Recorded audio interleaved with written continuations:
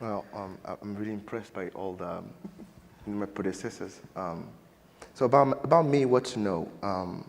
At 6, I was victim of a medical error. I had an injection that was supposed to heal malaria, but actually almost paralyzed my left leg. So growing up, literally grew up at a hospital, from 6 to 12. But I think that was an opportunity because it got me to keep reading books. I was reading a lot of comics. And I ended up believing that I could make flying cars. And I actually did believe it, and I actually went to college and started studying electronics. I was burning plastics, a lot of plastics, a lot of machines at home. My mom thought I was going to burn the house.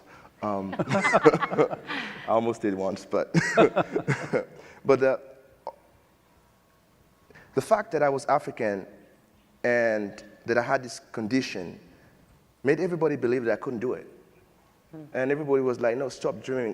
They were asking me, what do you want to do with your life? And I said, I want to make flying cars. And I said, no, but okay, what do you really want to do? I said, flying cars. And when I was in college, there was this lady who walked into our classroom and said she wanted to organize a trade show to discover innovations made in the country. And I was excited. I said, finally, I can meet my people. I can meet all the people who are maybe crazy like me. It was fantastic because we were in college and we started traveling across the country. And I saw amazing innovations. People doing amazing fabrics, inventing new ways of making a fabric, I remember this guy who invented a new type of generator. And my question was, as an IT engineer, I was asking myself, how can I help these people? It took us 2 years to organize a trade show. It was in 2010. We were so happy to organize this big trade show, a lot of innovators from 7 countries in Africa. And I was walking towards one of them, and I was satisfied. And I asked one lady, I remember, she was selling fabrics, and I asked her, was this useful for you? And she said, no. I said, how come? This is big, this is beautiful, a lot of people are here. She said, no, because those people who can really buy, those who can really make a real purchase that can change my life, are not here. A lot of people come and say they're interested, but what we need is to show what we do to the world. And that really had a profound impact on me, and really, I didn't know it would take me 10 years. I'm still on it right now. But my question was, how do I help this lady? And my graduation subject 10 years ago, in 2010, was how to build a platform that could help innovators and producers from Africa get access to market, not only domestic market, but globally. And that's how Exportunity started. I was fortunate enough to be selected for YALI in 2014. I was in UT Austin for Hook 'em Horn, for those who were there. And Austin was fantastic. I got to understand, to see how much people wanted to know about Africa. Were willing to actually pay for things made in Africa, the diaspora, and also people who didn't know anything about Africa before. And that really encouraged me. But the reality is that at that time, during YALI, we were still in a position in Africa where PayPal blacklisted most of the sub-Saharan African countries. Payments go out, but don't go in. Logistics is a nightmare. It's more expensive to ship from Cotonou, my city, to Lagos, Nigeria. It's more expensive to ship within Africa than to ship from China to Cotonou, which is totally ludicrous. But at the age where we have AGOA, and many of the companies that benefited from AGOA were BMW, because they were shipping from South Africa. And when African SMEs and American SMEs could not really connect, and where the African Free Trade Agreement was recently voted, I think this is the best time for us to talk about trade in Africa. I think it's the most important moment for Americans to talk with Africans about trade. And I'm really happy to be on that panel to talk about it. Couldn't agree more. Thank you.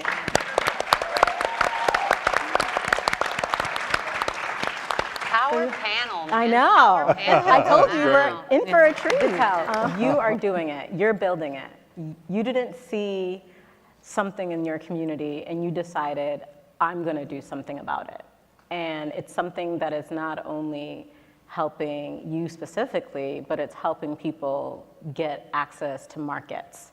And that is, I love that. And I think for your colleagues in the audience, can you talk a little bit about some of the challenges that you've faced and how you've been able to overcome those challenges and, not give up and keep going?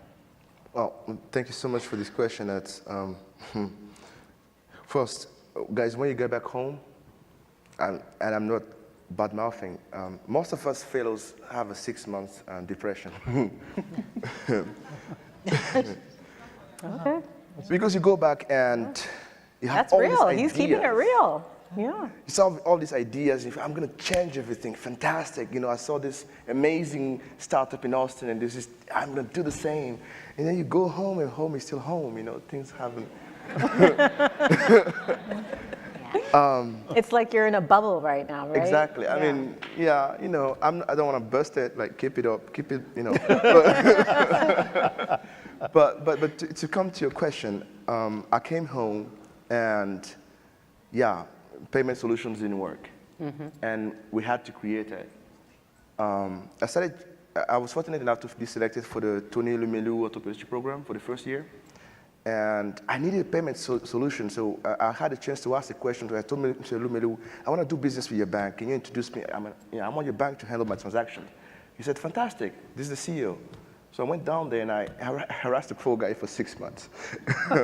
And finally, out of that, we were able to become the first company to receive payments, Visa, MasterCard, and Verve payments in Benin, coming directly to a bank account locally, which was a breakthrough. Because suddenly, someone who's selling someone in Nachtengu can sell the product to anybody in the world. But we were so happy, and we thought the problem, that was it. But the other thing was that it's good to receive Visa payments, but we have to disburse those payments to people. We did not want to use mobile banking because it's still too expensive. So we went to the bank, and we said, we want to use our own brand of cards. And we issued this, the export card. It's a card that, first, a prepaid Visa card. We connected it with PayPal. We connected it with mobile money, so it can be loaded by mobile money. And after that, we still had the logistics issue. Because as I was saying, it's so expensive to ship products. But many people, when you talk about shipping, will tend to think about 10 tons of 8 million tons of something. That's for bigger corporations. A ton of something of a casual shipped by an SME can pay a school fee. But nobody really talks about those small shipping volumes. But I think it's very important. So what we did is that we partnered with the National Post of Benin. Many people don't realize, but National Post, many of them in Africa are going bankrupt because nobody sends letters anymore. But they are the oldest institutions in most countries. They have a real estate, and they are very good at shipping. And many people don't know is that they have the lowest rates of shipping. So that's what we partnered with them. So we obtained, with the support of the government of Benin, the cheapest rates for shipping. So suddenly what happens is there's a producer in Benin who receives an order from anywhere in the world can actually go to the nearest post office and just drop the product there, and you can ship it. Not saying the National Post was the easiest part, but because you had to explain to a bunch of people who were used to doing everything with paper that we want to digitize the way you handle, the shipping, and it was quite a challenge. But eventually, this helped us because we became the largest distribution network in our country with 111 offices right now, thanks to the National Post, and we don't pay for rent, which is beautiful about it. So. But just to conclude on the last part of the challenges, the other thing is when you're on an African platform, I was so obsessed, from my background in engineering, I tend to be too detail-minded. And we built a platform that's in 92 languages, 8 currencies. So you come from anywhere in the world, you can go to exportuni.net right now. You can see an African product made by an African. Every product you click on, we ask over 80 questions. Any question that you need for international trade, for a customs agent to see before allowing the product was asked. We make sure that every company on our platform is legally registered. So we vet all that. So all that took a lot of time, but today, the biggest, the most daunting task is to get people from all over the world to know that this platform exists, and that you can come there and see African products. We offer online shops for companies that we don't have a logo on it. They have the logo, they can fully customize it, because the goal is not about us. Their success make our success. So yeah, just to conclude on that, the challenge is still, how do you get customers from around the world, and especially from the US, to know that there's a place to find African products, good quality and vetted. That's the biggest challenge right now. Okay.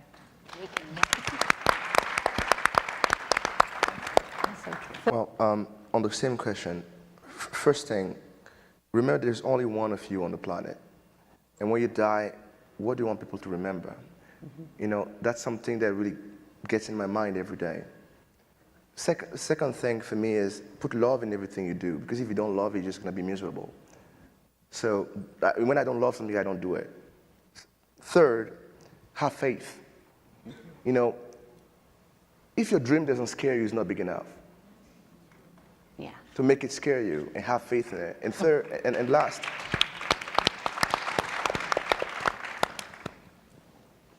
and gratitude.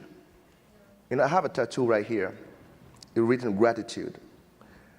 It's the most important thing that's going to keep you going, because you have to celebrate the smallest victories every day when you go home. Think about what worked.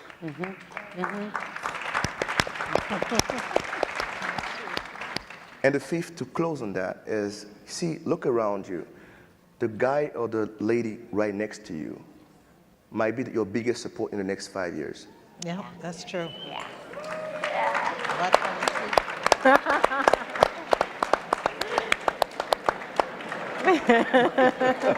see. See,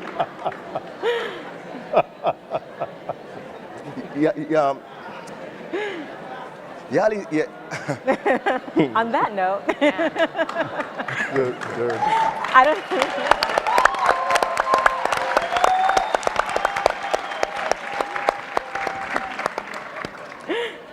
Guys, this is more than a program. This is going to be your family. So remember to keep in touch. This is your support system. I mean, I'm so privileged to be back here, because for 5 years ago, I was praying that I could have this chance again. This is your chance. Make it count. All right.